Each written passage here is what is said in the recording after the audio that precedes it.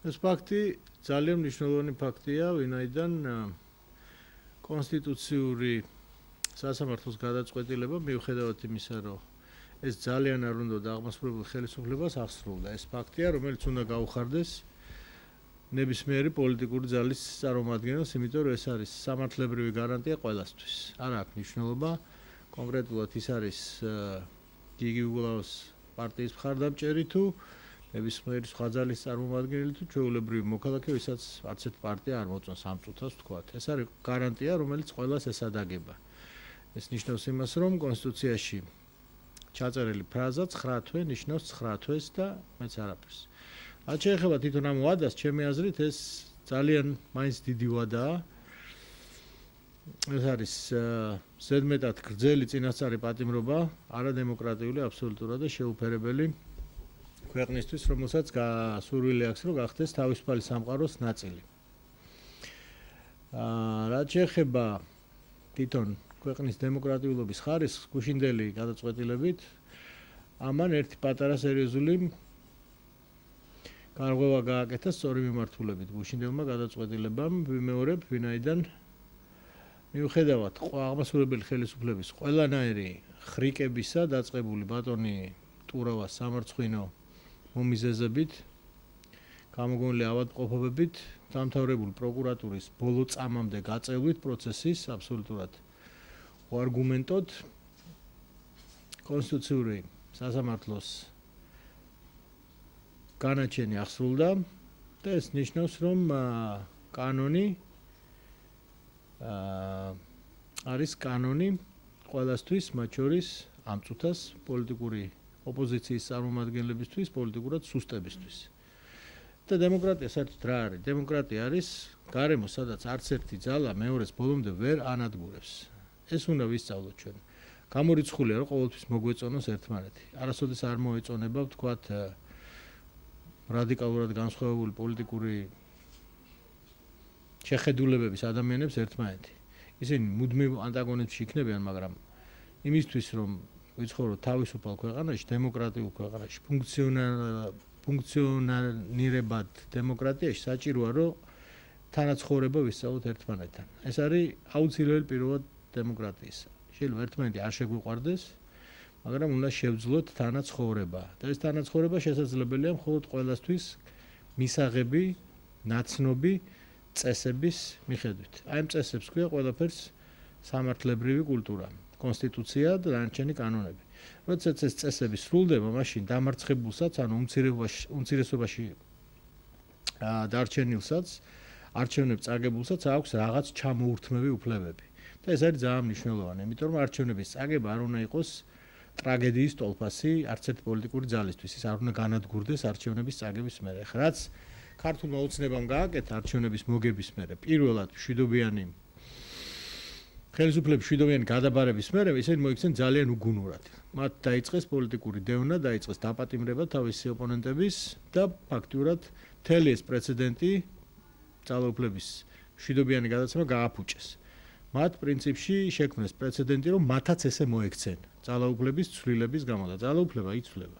აუცილებლად შეიცვლება ეს ძალაუფლებაც და მათ თუ ჭკუა აქვთ დღეს იმისათვის, რომ კონდეთ აუღებებელი შემდეგი პოლიტიკური ცხოვრება და გაქცევა და ციხეში ჩაჯდომა არ მოუწიოთ, კეთილი უნდა ინებონ და პატივის ცენ.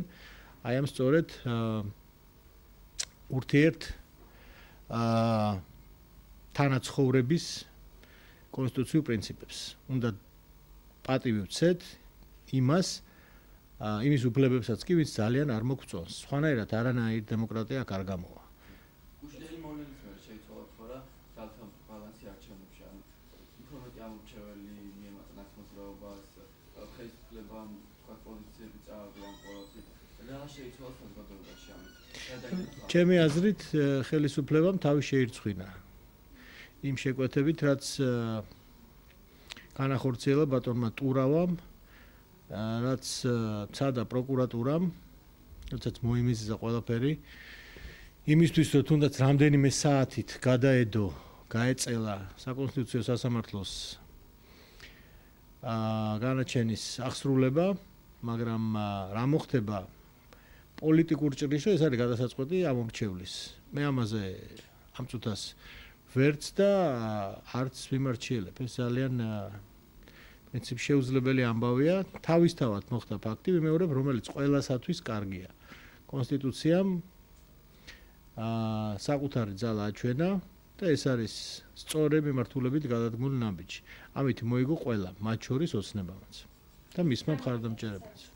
თავის მეჭეულმა გააკეთა განცხადება დღეს იმის შესახებ, რომ ეს არის უბრალოდ რამდენიმე საათიანი ბედნიერება ნაციონალური მოძრაობის წევრებისთვის და ეს ბედნიერება არ გასტანს დიდხანს. თქვენი შეფასება ამასთან დაკავშირებით ასეთი სახის ხმამაღალი პოლიტიკური განცხადებები რამდენად ადეკვატურია იმ სიტუაციაში, როგორც სიტუაციაშიც ამ მოცემულობაში არის ქართული ოცნება? ეს ნიშნავს სწორედ იმას, რომ ქართული ოცნება აგრძელებს პოლიტიკურ დევნას.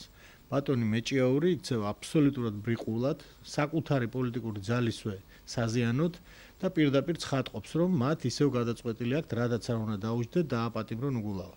და ეს იცის მეჭიაურმა, როდესაც ეს არ უნდა იცოდეს, მაგრამ ეს უნდა იცოდეს, თუ მაინდა-მაინც ესე უნდა პროკურატურამ, რომელსაც რაღაც კონკრეტული მტკიცებულებები აქვს, რომელიც ბატონი მეჭიაურისთვის არ უნდა იყოს ცნობილი. როცა ეს ამას ახმოვანებს თავისი სულწასულობით და თავისი პირდაპირ ვიტყოდი სიბრიყვით, ეს ხაზს უსვავს იმას, რომ პოლიტიკური დევნა სამწუხაროდ გრძელდება და გაკვეთილი ვერ ისწავლა ქართულმა ოცნებამ. ის თუ გააგრძელებს ასე, მასაც ადეკვატურად, ადრე თუ გვიან აუცილებლად მოექცევიან ეს. ეს არის ცუდი ყველასთვის. ამიტომ იმისთვის, რომ არავის ქვეყნიდან გასაქცევი არ გაუხდეს, ციხეში გასატარებელი ბევრი წლები, მაშინ როდესაც ეს ამ წუთას ვერავის ვერ წარმოუდგენ, იმიტომ რომ ძალაუფლება თავბრუს ახავს საშინლად. ყველას ურჩევდი, რომ დაემორჩილონ კეთილგონიერებას და ისწავლონ თანაცხოვრება. არ არის აუცილებელი ერთმანეთი გვიყვარდეს, მაგრამ ერთმანეთს ატანა უნდა ვისწავლოთ. სხვანაირად დემოკრატია არ მუშაობს. დემოკრატია არის გარემო, სადაც უმცირესობასაც და უმრავლესობასაც აქვს გარკვეული უფლებები, რომელიც ჩამოურთმევია და ეს უმცირესობა და უმრავლესობა როლებს ცვლის. ერთი არჩევნების მერე, ვინც უმრავლესობაა, შეიძლება შემდეგი არჩევნების მერე აღმოჩნდეს უმცირესობაში. ამიტომ ეს კეთილგონიერება დროა გამოვიჩინოთ და მით უმეტეს იმ გარემოში, იმ გეოპოლიტიკურ გარემოში, რომელშიც საქართველოს იმყოფება, ჩვენ არა ვართ შვეიცარია. რუსეთს ახლა აქვს ერთი მიზანი, რომ საქართველოში რაც შეიძლება მალე და რაც შეიძლება საფუძვლიანად აურიოს სიტუაცია, ისევ ჩვენი ხელით. ის ამას ვერ გააკეთებს, თუ ჩვენ გავიქნებით კეთილგონიერები, თუ არ დავერევით ერთმანეთს, როგორც ეს გაგვიკეთებია ბევრჯერ. ჩემი აზრით, გაიზარდა საქართველოს, გამოვიდა ამ ინფანტილური დემოკრატიიდან და ეხლა არის სადღაც შედარებით ახალგაზრდა ასაკში დემოკრატიის, მაგრამ არც თუ ისე ბავშვურ ასაკში, რომ მიხვდეს. ეხლა ერთმანეთთან დაპირისპირება არის, რაც უნდა ჩვენს მტერს. დავემსგავსებით რაღაც უტვინო ცხვრებს, რომელიც ერთმანეთს ურტყავენ შუბლებს, მაშინ როცა ნადირი არის ჩასაფრებული, ერთადერთი მიზნით, რომ გამოღადროს ყელი ყველა მათგანს. აი ეს არის დღეს, რაც უნდა რუსეთს. მას არ აინტერესებს არც ერთი ჭკუათხელი თავისი ფავორიტი, ერთი-ორი ქალბატონი მახსენდება ასეთი, მას აინტერესებს არეულობა აქ. არეულობა, მას ფავორიტები არ აყავს. მისი ფავორიტი არის ქაოსი საქართველოში. მაგრამ ჩვენ გვაქვს ამის წინააღმდეგ ძალიან სერიოზული არ აქვს ჩვენი გამოცდილება, ჩვენი მეხსიერება. ის ამას ვერ გააკეთებს, თუ ჩვენ ამის უფლებას არ მიცემთ. ამიტომ მთავარი ამოცანა არის ახლა ყველაფერი დარჩეს მაქსიმალურად სამართლებრივ, დემოკრატიულ, პოლიტიკურ ჩარჩოებში და მშვიდად წყნარად გავაგრძელოთ პოლიტიკური თანაცხოვრება. უნდა ველოთ თუ არა სხვა პოლიტპატიმრების გათავისუფლების ბრძოლა ნაცნობრაობის თუდან, იმიტომ რომ გუშინ იყო განცხადებები, რომ გუშინდელი დღე პატიმრების გამოშვება იყო საწლის უკვე. რა თქმა უნდა, უნდა ველოდოთ პოლიტიკური პატიმრების არსებობა საერთოდ ყველაფერს ხელს უშლის, ეკონომიკის განვითარებას, ტრანსატლანტიკურ ინტეგრაციას, ქვეყნის გაერთიანებას, ყველაფერს. ეს არის საშინელი სირცხვილი და ეს არის ოცნების სინდისი. პოლიტიკური პატიმრები არის რაღაცა აბსოლუტური ესეთ სიმახინჯე ანომალია, რომელიც ახალმა ხელისუფლებამ გამოიგონა. გამოუშვა რუსეთის აგენტები და დაიჭირა საკუთარი პოლიტიკური ოპონენტები. პრეზიდენტის გამოსვლა გუშინ 3 საათიანი იყო ნორმალური, ადეკვატური. მისგან უფრო მეტ აქტიურობას ველი ხშირად, მაგრამ ასაც რაც გააკეთა გუშინ, ესეც იყო ჩემი აზრით ნორმალური და მისგან მაგითხრათ, მოსალოდნელი როგორც პრეზიდენტისგან, ვინც ვალდებულია დაიცვას კონსტიტუცია. ის გარანტია არის კონსტიტუციონალიზმის. და პასუხს აგებს ქართულ ხალხთან და ისტორიასთან და არა რომელიღაც ოლიგარქთან, ვინც თუნდაც მას ძალიან დაეხმარა გაპრეზიდენტებაში. გუშტელი მოვლენით ქართულოსნო დაიწერა ქულები თუ არა დასავლეთში თუ პირიქით, ანუ რა შეეძლო დაეწერა ის გუშინ წინვე, რაც ხელიდან გაუშვა. მათ არ ყოფნით ჭკუა. ისინი ხშირად მოქმედებენ ბოღმით, შიშით, სიძულვილით და აზიანებენ საკუთარ ინტერესებს. მე ხა მათ რჩეულად არ დაუდგები, იმიტომ რომ ისინი ჩემი პოლიტიკური მეგობრები ნამდვილად არ არიან, მაგრამ საკუთარი სიბრიყვით, აი მეჭიაურის განცხადება არის ერთი ამის მაგალითი, ისინი მხოლოდ აზიანებენ საკუთარ თავს, საკუთარ იმიჯს, საკუთარ რეპუტაციას. არა მხოლოდ საზღვარგარეთ, საქართველოშიც. და ბოლოს სადიქმნელო ბატონი კარულოა არჩევნების პერიოდში, ანუ აუცილებლად პროდასავლურ, პროევროპულ ძალებთან ერთად, რომელმაც იმედი მაქვს, რომ ჩვენი ქვეყანა უნდა გაიყვანოს სამშვიდობოს. ეს სამშვიდობო არის უნებრივია ჩვენი ევროპის ნაწილად ქცევაში, ეს სამშვიდობო არის ჩვენი ნატოს წევრად გახდომაში. ეს არის ორი მიზანი, რომელიც ერთხელ და სამუდამოდ საქართველოს გადააფარებს უსაფრთხოების ქოლგას, რომლის ქვეშაც შემდეგ ჩვენ შევძლებთ ეკონომიურ, კულტურულ, საზოგადოებრივ განვითარებას და პროგრესს. და რომელი ეს პოლიტიკური ძალა? ჯერჯერობით ამაზე ადრეა ლაპარაკი. თქვენ იცით რომ მე წარმოვადგენ საზოგადოებრივ მოძრაობა ივერიას. ჩემი პოლიტიკური მეგობრები არიან ჩემი თანამებრძოლები ამ საზოგადოებიდან. მაგრამ ჯერ არჩევნებამდე არის წელიწად და ერთი თვე დარჩენილი, ასე რომ ყველაფერი წინ არის. დიდი მადლობა.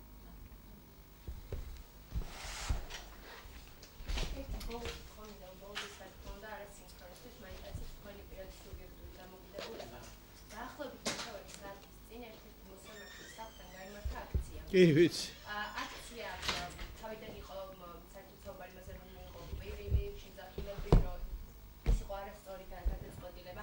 რას ფიქრობთ, იყო თუ არა ეს ადეკვატური რეაქცია საზოგადოების მხრიდან და რამდენად იყო საუბა ამ გადაწყვეტილების, რომ ადამიანებს აღექვათ ეს ადეკვატურად? აქციის გამართვა არის კონსტიტუციური უფლება. სამწუხაროა ის, რომ აქცია იმართება იმ მიზნით, რომ დააშინონ მოსამართლე. ეს არის ცუდი თორე. თავისთავად აქცია შეიძლება ჩაატაროს ყველამ, თუ ის კანონის ფარგლებში ჯდება და ეს არის აბსოლუტურად ნორმალური რაღაცა. მათ შეუძლიათ გააპროტესტონ რაღაცა ამ აქციის მომწყობებს, მაგრამ ეს ყველაფერი უნდა იყოს უნებრივია კანონების ფარგლებში. მათ არ უნდა შეაწუხონ, თქვათ, გარშემოყოფი ხალხი, მათ არ უნდა გააჩერონ მოძრაობა, მათ არ უნდა შეუშალონ ხელი არსებულ ბიზნესებს, იმ კონკრეტულ ადგილას და მათ არ უნდა შეიჭრან არავის პირად ცხოვრებაში. ამის უფლება მათ არ აქვთ, არავის არ აგვაქვს. მაგრამ თავისთავად პროტესტის გამოხატვა, რაც არ უნდა არ მოგწონდეს, ეს კონსტიტუციური უფლებაა და ამასაც უნდა მივეჩვიოთ. არ არის სასიამოვნო, მაგრამ ეს არის ნაწილი იმ თანაცხოვრების სწავლისა, რაც ჩვენ წინა გვაქვს. უნდა ვისწავლოთ თანაცხოვრება.